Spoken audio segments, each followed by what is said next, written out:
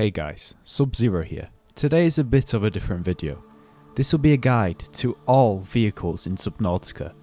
Thank you Steve1234S for the suggestion, so let's get into it. The first thing we come across is the Seaglide. This isn't a vehicle, but it is a deployable. I think it's worth mentioning since you will use it a lot. The Seaglide is a handheld tool that can be crafted in the fabricator. It has a top speed of 24.6 miles per hour or 39.6 kilometers per hour. It's powered by batteries, so make sure you always have some spare. The Seaglide has a mini holographic map of the surrounding area that can be turned on and off. It also has a light to help you out. Let's finish it off with a fun fact. Did you know that the Seaglide used to have an upgraded variant called the Powerglide? It was able to travel 3 times, yes, 3 times faster than the regular Seaglide. It got removed from the game, and I'm guessing it's because it would have been way too overpowered. Next up is the classic Seamoth. But before we cover it, I'll quickly mention the mobile vehicle bay. The mobile vehicle bay is crucial, as it is how you craft vehicles in this game. You can craft it using the fabricator. You then have to release it into the water in an area with some depth to allow the vehicles to safely drop into the water. Right, back to the Seamoth.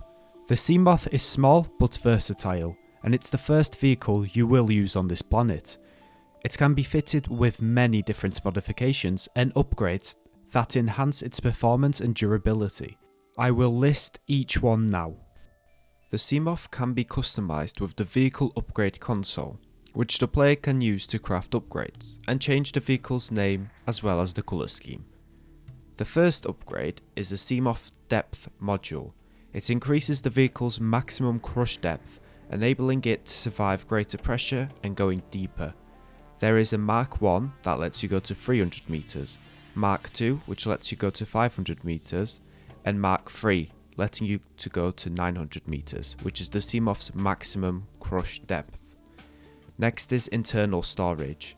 This gives you a 16-slot storage compartment in a position on the Seamoth corresponding to the slots used. Each additional module installs another 4x4 compartment, but space isn't shared across lockers. 2 lockers side by side can't store 3x3 objects. So the module position, upper left is the starboard rear top, lower left starboard wing, upper right port rear top, lower right port wing. Next is the hull reinforcement. This strengthens the chassis with a diamond lattice, increasing hull durability, decreases collision damage by 50%. Each successive module adds half the damage resistance of the last. Damage from aggressive fauna remains unchanged however, and effects stack up to 3 modules. If you have 1 module installed, it's 50% damage reduced. 2 modules installed, 75% reduced. 3 modules installed, 87.85% reduced. Next up is engine efficiency. This increases maximum battery life by recycling engine thermal waste and decreases total power consumption by 15%. The effect stacks with multiple modules. So first module, 15%. 2 modules, 30%. 3 modules, 45%, and 4 modules, 60%, showing you that you can really reduce the power use with the engine efficiency modules, but you have to stack it, which sacrifices space. Next is the solar charger, which replenishes the onboard power supply by harnessing photonic energy. So this can be basically powered by the sun. It shows you here all the stats from 6 AM to 10 AM and how much it charges per hour, also the depth. So pause the video, screenshot what you need. Next up is the perimeter defense system. This is pretty much an electric shock, and it's really good for dealing with Reaper Leviathans because they let go of you straight away. So I highly recommend this if you are gonna go near some Leviathans. Next up is the torpedo system, which basically, as the name suggests, shoots out torpedoes. There's 2 types of torpedoes it can shoot out, depending on which one you craft. The gas one, which poisons, does 25 damage per second, or the Vortex, which doesn't damage the creature you shoot it at, but it immobilizes them. It like sucks them into this vortexy thingy and makes them stuck for a while you can run away. And last up is the sonar system, which is another great module I recommend. This scans the surrounding terrain and it lets you kind of get a glimpse of any creatures and any terrain that's ahead really. It's really good. The Seamoth is powered by power cells, so make sure to have some spare ones on you so you don't get stranded in the ocean. The Seamoth consumes 1 unit of energy approximately every 15 seconds. A standard power cell holds 200 units of energy, which can power the Seamoth for 3000 seconds. To make sure that you don't destroy your Seamoth, then avoid hostile creatures. Seamoth has a health of 100. Any high speed collisions will hurt your Seamoth with no upgrades. Going below its max crush depth also starts damaging the Seamoth at a very rapid rate, so be careful about that. Reaper Leviathans can also grab your Seamoth and shake it around continuously, so be very careful if you have no upgrades. Like I said previously, if you have the Zap perimeter defense system, the Reaper isn't a problem for you. If you do end up damaging your Seamoth, it can be fixed easily with a repair tool. Next up is the Prawn suit, also known as the exosuit. The Prawn stands for Pressure Reactive Waterproof Nanosuit Mark III. The PDA notes that it is normal to experience a sense of limitless power when using the suit, and you can see why. Leviathan? No problem. All you need is a grapple arm and a drill arm. All the possible upgrades and modifications are as follows. The first couple upgrades are the depth module, storage module, and hull reinforcement, just like the ones in the Seamoth. But here are some new ones. First of all, the engine efficiency module increases maximum battery life by recycling engine thermal waste, and decreases total power consumption by 15%, and it does stack. There's also the thermal reactor upgrade, which replenishes the onboard power supply by harnessing thermal energy in areas with an ambient temperature of 35 degrees or greater. Then there is the very good jump jet upgrade. I love this upgrade. It increases thruster power and provides greater acceleration and maneuverability. It's really useful when you're getting stuck, because it allows you to basically just jump boost higher. And then there are the 5 arms. There is the claw arm, which is the standard arm you get. It can grab things and strike things.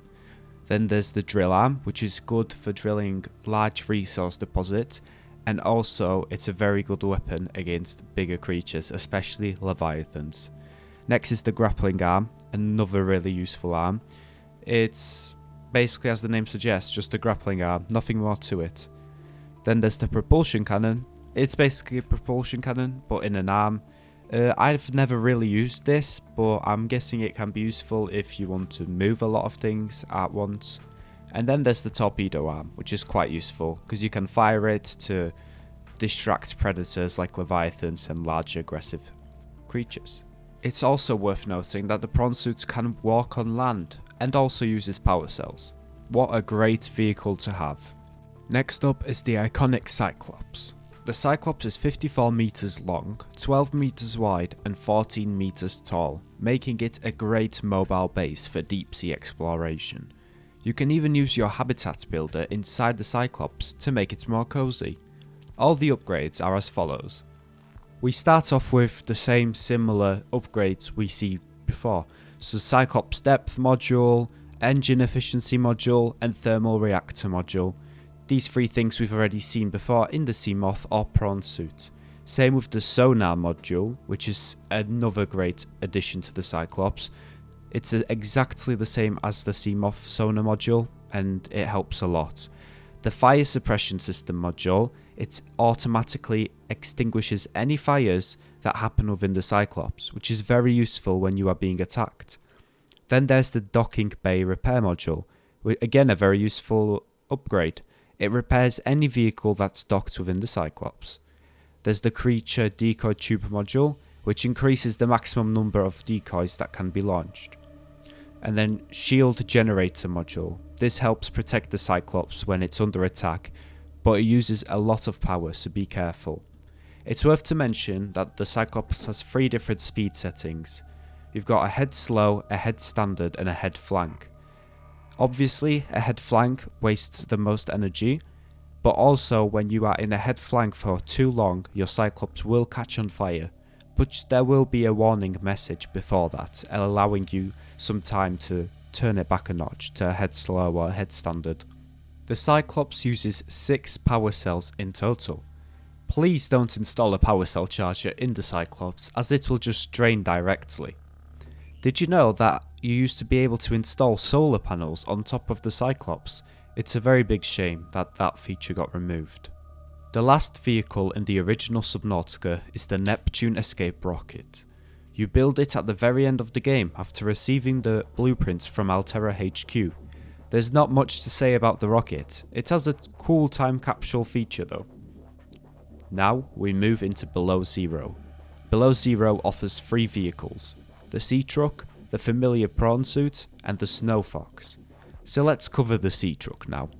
The Sea Truck replaces the Cyclops and Seamoth from the original game, and in a way it combines them both, as it's much smaller than the Cyclops, but offers many unique compartment and customization options.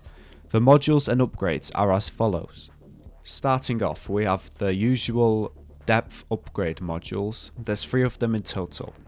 Then there's the Sea Truck horsepower upgrade, which increases speed when it's hauling additional modules. There's the Sea Truck perimeter defense upgrade, similar to the Seamoth perimeter defense upgrade. There's also the Sea Truck afterburner, which just gives you a short speed boost. Next up are the Sea Truck compartments. There are many different compartments that you can build for the Sea Truck. The first one is the aquarium module. It captures nearby fish and puts it in the aquarium. Very useful for getting some quick food. Then there's the docking module, which should be on the end of the Sea Truck, and it allows for a prawn suit to be docked. Then there's the fabricator module, which is a module with a fabricator as the name suggests. There's the sleeper module, which has a bed, a jukebox and a picture frame.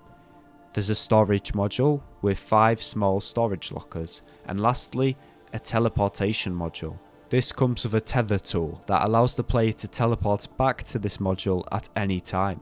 It's also worth mentioning that you can build a unique Sea Truck dock instead of using the moon pool, which is very cool. The last vehicle we are covering today is the Snow Fox. There isn't much to say about the Snow Fox in terms of upgrades. There are 2 upgrades, and the most important one being the Snow Fox jump module.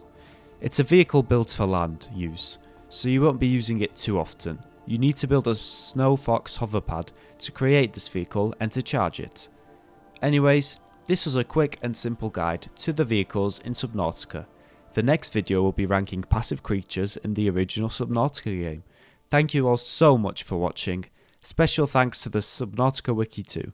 Have a great day or night wherever you are, and as always, I'll see you in the next one. Goodbye.